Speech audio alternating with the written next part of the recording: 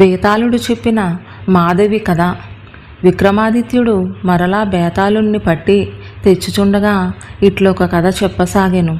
విక్రమార్క మహారాజా, కృష్ణాపురమును పట్టణమును సుశీలుడు అను రాజు ధర్మము తప్పక పాలించుచుండెను. ప్రజలు ఆయన అందు మిక్కిలి గౌరవము కలిగి ఉండిరి. ఆ రాజు ఒకనాడు నగర వీధులలో పర్యటించుచున్న సమయమున మాధవి అను ఒక సుందరాంగి కనబడెను. రాజు ఆమె చక్కదనమును కలరి మోహించి ఆమెకు తన కోరిక తెలిపి ఒప్పించి ఆమెను తీసుకుని వేరొక పట్టణమునకు పోవుచుండగా కొందరు దొంగలు వచ్చి వారిని అడ్డుకొనిరి. రాజు ఆ దొంగలను ఎదుర్కొని భయంకరముగా పోరాడి చంపివేసెను. పిమ్మట మాధవుని తీసుకొని ఒక పట్టణ సమీపమునున్న పాడు దేవాలయములోనికి పోయెను. అచ్చట ఒక శుభ్రమైన స్థలమున మాధవుని ఉంచి ఆహారం తెచ్చుటకై పట్టణంలోనికి పోయెను.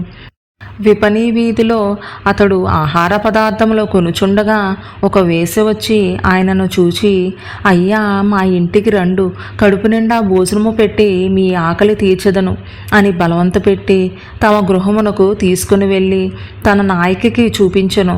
ఆమె రాజును చూచి మోహించి భార్య వలె ప్రవర్తించుచు ఆయనకు తగు సేవలు చేసి మెప్పించి తన వద్ద ఉండిపోవునట్లు చేసుకొనెను. ఆహారం తెచ్చుటకై పోయిన రాజు ఎంతసేపటికి రానందున పాడు దేవాలయంలోనున్న మాధవి దుఃఖపడసాగినది. అప్పుడు ఒక వైశ్యుడు అచ్చటికి వచ్చి ఆమె దుఃఖమునకు కారణం తెలుసుకుని తన గృహమునకు రమ్మని పిలుచుకుని వెళ్ళి ఆమెకు కావలసిన పదార్థములను ఇచ్చి సంరక్షించుచుండెను.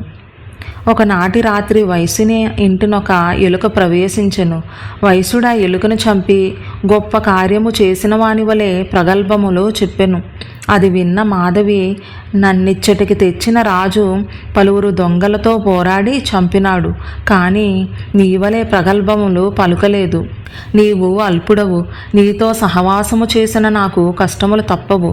నీ రక్షణలో ఉండుట కంటే మరణించుట మేలు అని చెప్పి ఉరివేసుకుని చనిపోయెను.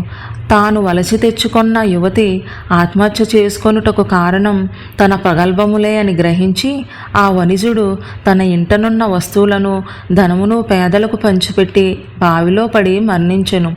వేసే ఇంటనున్న ఆ రాజు మాధవి మరణవార్త విని తాను ఆమెకు చేసిన అన్యాయమునకు చింతించి బ్రతికి ఉన్న అపవాదు కలుగునని భయపడి కత్తితో పొడుచుకొని చచ్చెను.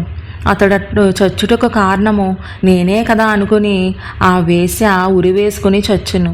ఇట్లు మరణించిన నలుగురిలో ఎవరు అధికులు అని బేతాళుడు ప్రశ్నించగా ఆ నలుగురిలో వేశ్య అధికురాలు, మిగిలిన వారు మోసము వలన చచ్చిరి అని విక్రమార్కుడు చెప్పెను. విక్రమార్కుడు మౌనం వీడి బేతాళుడికి ఈ విధంగా సమాధానం చెప్పటంతో నియమం ప్రకారం మౌనభంగమై బేతాళుడు మాయమై తిరిగి చెట్టును చేరుకుని యథాస్థితిలో ప్రేలాడసాగాడు. ఇలాంటి మరెన్నో వీడియోస్ కోసం లైక్ చేయండి, సబ్స్క్రైబ్ చేయండి, బెల్ ఐకాన్ ప్రెస్ చేసి ఆల్ నోటిఫికేషన్స్ సెలెక్ట్ చేస్తే నేను పెట్టే వీడియోస్ వెంటనే మీ ఫోన్లోకి వస్తాయి.